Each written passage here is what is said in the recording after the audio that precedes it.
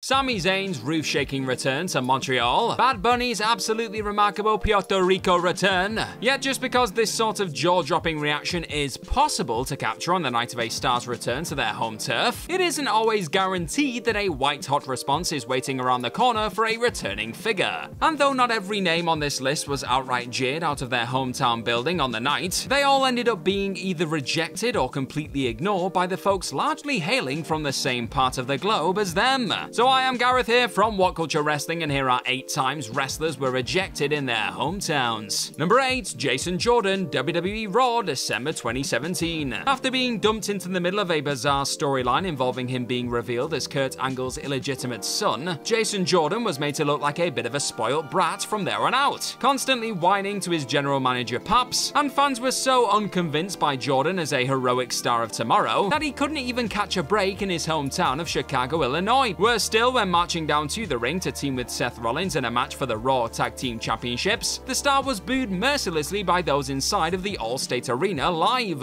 on Christmas Day. But watching Jordan awkwardly smile his way through the negativity feels especially cruel when revisiting this festive event, as Jordan's career would effectively end in between the ropes a few months later due to injury. Number 7, CM Punk All Out 2022. Remembered more for the eruption that happened during the post-pay-per-view press conference than the one that went down in the wake of CM Punk's hard-fought victory over Jon Moxley, it's also often forgotten that the then new AEW World Champion had his triumphant moment somewhat diluted by the return of another bitter rival at All Out 2022, with MJF nearly blowing the roof off of the now arena as he revealed himself as the Joker baby. A usually completely pro-Punk Chicago crowd briefly turned their back on the best in the world. It didn't matter that the chip magnet had spilled blood and tore his triceps to bring the title home for all those in attendance. The second the Salt of the Earth made his jaw-dropping comeback, cries of MJF were all that could be heard, and the look on a brassed-off Phil's face told the story of a bloke who couldn't believe what he was seeing. Number 6, Ronda Rousey, Survivor Series 2018. The baddest woman on the planet had a rather rough night back at Survivor Series 2018.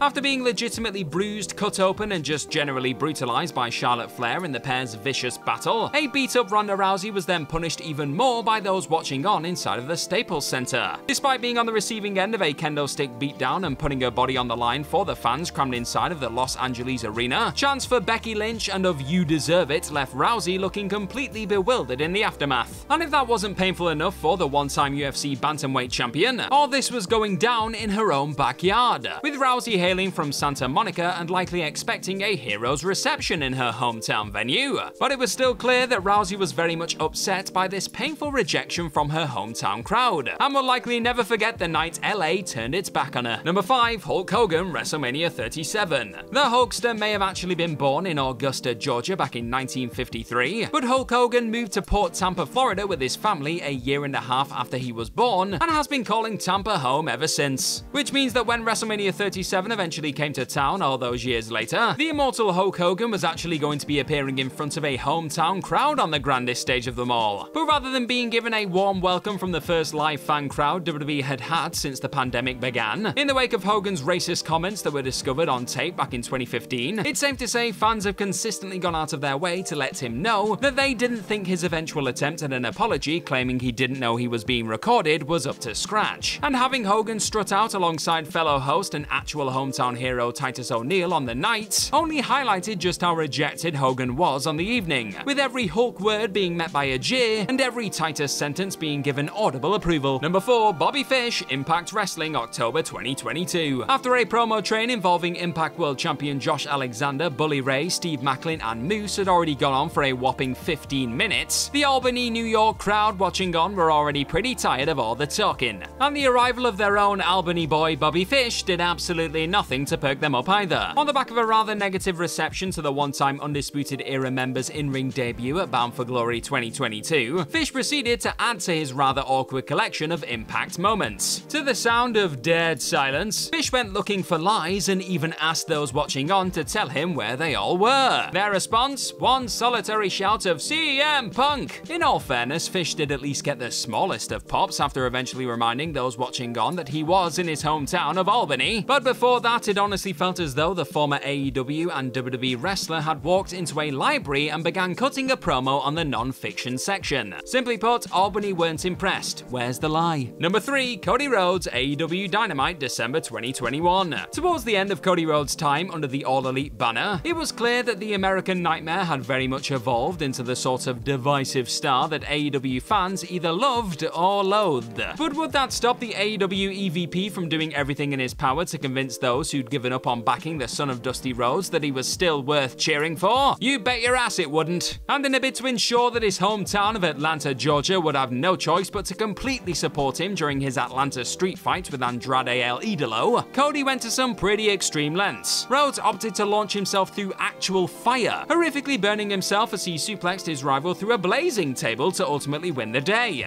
Yet the crowd was still largely mixed towards the soon-to-be WWE sensation throughout much of this violent encounter, with a decent portion of the vocal Georgia audience just not being entirely convinced by Cody's resilient babyface displays. Number 2. Edge SummerSlam 2004. Fans were so fed up with his increasingly stale babyface character that not even his hometown of Toronto were prepared to cheer on the Ontario boy during his Intercontinental Championship defense against Batista and Chris Jericho. Instead, despite an initially strong reception from those inside of the Scotiabank Arena, fans were eventually more interested in rallying behind Edge's fellow Canadian in the contest. Every Y2J chop and thump was met with an eruption of joy, whereas the champ's fiery responses had the Toronto natives threatening to riot. Hell, even Evolution's still somewhat green animal felt like a fan favorite by comparison. Rather than completely no-selling this evident rejection though, a frustrated and slightly more aggressive Edge at least acknowledged the bizarro world reaction being sent his way, and after a brief spell on the sidelines in the aftermath, the wise call was made to give this clearly unwanted hero a nudge down the heel path towards the end of the year. Number 1. John Cena SummerSlam 2006. In a rather hilarious twist of fate, this time it was Edge benefiting from a hometown crowd turning on their own at SummerSlam. Before the pair's 2006 WWE Championship battle had even properly got underway, the passionate folks inside of the TD Garden could already be heard unleashing a few waves of Cena sucks. The challenger's usual valiant refusal to give up may as well have been a 15-minute middle finger to many of those crammed inside of the venue. They wanted nothing to do with the West Newbury boy and would settle for nothing less than a rated R victory. Admittedly, there were a few thousand fans still very much up for the you can't see me ride, but they were largely drowned out by the overwhelming majority of defiant souls who reacted to Edge successfully defending via brass knucks like the Red Sox had just won the World Series. And that's our list of any other times wrestlers were rejected in their hometowns. Well, let us know all about them in the comments section right down below, and don't forget to like, share, and click on that subscribe button while you're down there. Also, if you like this sort of stuff, then please head on over to whatculture.com and find some more fantastic articles just like the one this video you're watching right now is based on. I've been the always rejected Gareth from What Culture Wrestling. Cheers for clicking on this video today. Now go and check out some more What Culture Wrestling goodness and have a wonderful day wherever you are on this planet. Bye bye now.